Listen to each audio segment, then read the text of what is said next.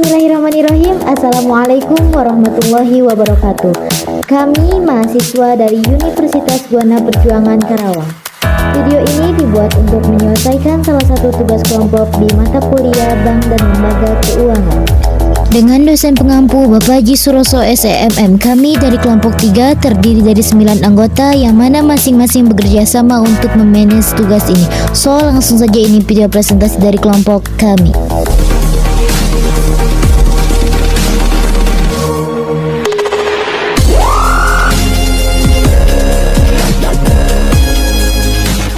Oke, saya Sri Ramayanti. Saya akan memandu video presentasi pada kesempatan kali ini. Dan buat kalian yang ingin mendownload materi kali ini, silakan link ada di bawah deskripsi. Tapi sebelumnya izinkan saya memperkenalkan terlebih dahulu. Saya sendiri Sri Damayanti RS dengan NIM 204162612011192. Kemudian Siva Alfian Mara 204162612011068. Cahyana 204162612011016. Ayu Anissa 204162612011010. Penny Erianti 204162612011280. Shehan Zainul 204162612011341. Intan Sekarsari 204162612011003. Dede Akbar Ramadan 204162612011105 dan Wahyudin 204162612011225. Kami dari kelompok 3 Fakultas Ekonomi Bisnis akan membahas koperasi simpan pinjam. Pengertian koperasi. Koperasi merupakan salah satu bentuk badan hukum yang pertama kali dipelopori oleh Muhammad Hatta, Wakil Presiden pertama Indonesia, sehingga beliau mendapatkan predikat sebagai Bapak Koperasi Indonesia. Bentuk lembaga keuangan koperasi sangat sesuai dengan jiwa bangsa Indonesia. Hanya saja, koperasi tidak berkembang dengan baik seperti lembaga keuangan lainnya. Badan hukum koperasi hanya populer di kalangan rakyat menengah ke bawah. Koperasi secara umum merupakan suatu kumpulan dari beberapa orang yang memiliki tujuan dan kepentingan yang sama. Orang-orang memiliki kepentingan yang sama inilah yang akhirnya menjadi anggota koperasi. Pembentukan koperasi berdasarkan asas kekeluargaan dan gotong royong, khususnya membantu para anggotanya yang memerlukan bantuan baik barang maupun pinjaman uang.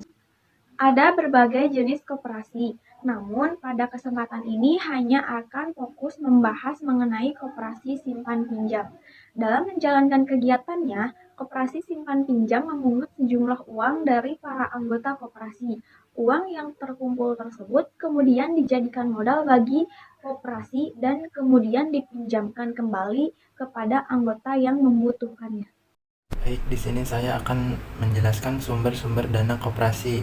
Sumber dana koperasi merupakan hal yang sangat penting bagi kelangsungan kehidupan koperasi simpan pinjam dalam rangka memenuhi dana kebutuhan anggotanya.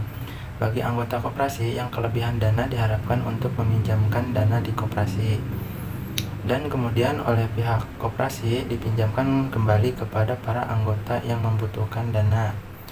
Dan jika memungkinkan, koperasi simpan pinjam juga meminjamkan kepada masyarakat luas. Setiap anggota koperasi diwajibkan untuk menyetor sejumlah uang sebagai sumbangan pokok anggota. Di samping itu, ditetapkan pula sumbangan wajib pada para anggotanya. Sumber dana koperasi lainnya dapat diperoleh dari berbagai lembaga, baik lembaga pemerintah, lembaga swasta yang kelebihan dana. Secara umum, sumber dana koperasi adalah dari para anggota koperasi berupa iuran wajib, iuran pokok, dan iuran sukarela. Sedangkan dari luar koperasi berasal dari badan pemerintah, lembaga swasta, dan perbankan. Pembagian keuntungan diberikan kepada anggota sangat tergantung kepada kearifan para anggota dalam meminjamkan dana. Sebagai contoh, dalam koperasi simpan pinjam, semakin banyak anggota meminjamkan sejumlah uang, maka pembagian keuntungan akan lebih besar dibandingkan anggota yang tidak meminjamkan. Jenis-jenis koperasi. Salah satu tujuan pendirian koperasi didasarkan pada kebutuhan dan kepentingan para anggotanya. Masing-masing kelompok masyarakat yang mendirikan koperasi memiliki kepentingan maupun tujuan yang berbeda. Perbedaan koperasi ini menyebabkan koperasi dibentuk dalam beberapa jenis sesuai dengan kebutuhan kelompok tersebut. Jenis-jenis koperasi yang ada di dewasa ini adalah koperasi produksi, koperasi konsumsi, koperasi simpan pinjam, dan koperasi serbaguna. Yang membedakan jenis koperasi adalah usaha yang mereka jalankan. Sebagai contoh, untuk koperasi produksi diutamakan diberikan kepada para anggotanya dalam rangka untuk menghasilkan suatu barang atau jasa. Produksi dapat dilakukan dalam berbagai bidang seperti pertanian, industri, atau jasa. Untuk koperasi konsumsi dalam kegiatan usahanya adalah menyediakan kebutuhan akan berbagai barang-barang pokok sehari-hari seperti sandang, pangan, dan kebutuhan yang berbentuk barang lainnya. Koperasi jenis ini banyak dilakukan oleh karyawan suatu perusahaan dengan menyediakan berbagai kebutuhan bagi para anggotanya. Sedangkan koperasi simpan pinjam melakukan usahanya penyimpanan dan peminjaman sejumlah uang untuk keperluan para anggotanya. Koperasi jenis ini sering disebut dengan koperasi kredit yang khusus menyediakan dana bagi anggota yang memerlukan dana dengan biaya murah tentunya. Keuntungan koperasi. Keuntungan dari koperasi adalah bunga yang dibebankan kepada peminjam. Semakin banyak uang yang disalurkan, akan semakin memperbesar keuntungan koperasi. Di samping itu, keuntungan lainnya adalah memperoleh biaya-biaya administrasi yang dibebankan kepada peminjam. Kemudian, keuntungan juga dapat diperoleh dari investasi lain yang dilakukan di luar kegiatan peminjaman. Misalnya, penempatan uang dalam bidang surat-surat berharga. Pembagian keuntungan koperasi simpan pinjam diberikan terutama kepada peminjam yang tidak pernah lalai dalam memenuhi kewajibannya. Keuntungan akan diberikan sesuai jumlah yang dipinjam dalam suatu periode. Semakin besar peminjaman, maka pembagian keuntungan semakin besar pula. Begitu pula sebaliknya. Jadi dapat disimpulkan bahwa keuntungan koperasi adalah biaya bunga yang dibebankan ke peminjam, biaya administrasi setiap kali transaksi, dan hasil investasi yang dilakukan di luar kegiatan koperasi. Pendirian koperasi. Pendirian lembaga koperasi cukup sederhana, yaitu cukup dengan 20 orang yang membuat kesepakatan dengan akta notaris. Kemudian didaftarkan di Kanwil Departemen Koperasi setempat untuk mendapatkan pengesahannya. Dalam susunan organisasi koperasi, rapat pengurus mengangkat pengurus dan pengawas. Sedangkan kegiatan sehari-hari diserahkan kepada pengelola koperasi. Dalam kegiatan peminjaman koperasi simpan pinjam, mengutamakan peminjaman kepada para anggotanya. Dan bunga yang relatif murah, yaitu sekitar 12% per tahun. Besarnya pinjaman biasanya dibatasi sampai jumlah tertentu, mengingat banyaknya anggota koperasi, sedangkan dana yang tersedia biasanya terbatas. Jika memang anggota sudah tidak membutuhkan dana lagi dan dana masih lebih, maka tidak menutup kemungkinan koperasi memberikan pinjaman kepada bukan anggota koperasi. Prinsip-prinsip koperasi simpanan pinjam. Seperti yang disebut pada undang-undang koperasi, beberapa prinsip dasar koperasi simpan pinjam adalah: yang pertama, keanggotaannya bersifat terbuka dan sukarela. Yang kedua, koperasi ini dikelola secara mandiri dan demokratis. Yang ketiga, kekuasaan tertinggi ada pada rapat anggota. Yang keempat, laba koperasi dari sisa hasil usaha atau SHU diberikan kepada anggota secara adil sesuai kesepakatan. Fungsi koperasi simpan pinjam pada pelaksana koperasi ini memiliki beberapa peran dan fungsi yang sangat penting bagi para anggotanya. Berikut ini adalah fungsi koperasi simpan pinjam terhadap anggotanya. Yang pertama, peran dan fungsi simpanan. Uang yang disimpan lebih aman, terjamin, dan produktif. Uang simpanan koperasi bisa menjadi investasi untuk masa tua karena besarnya akan terus bertambah.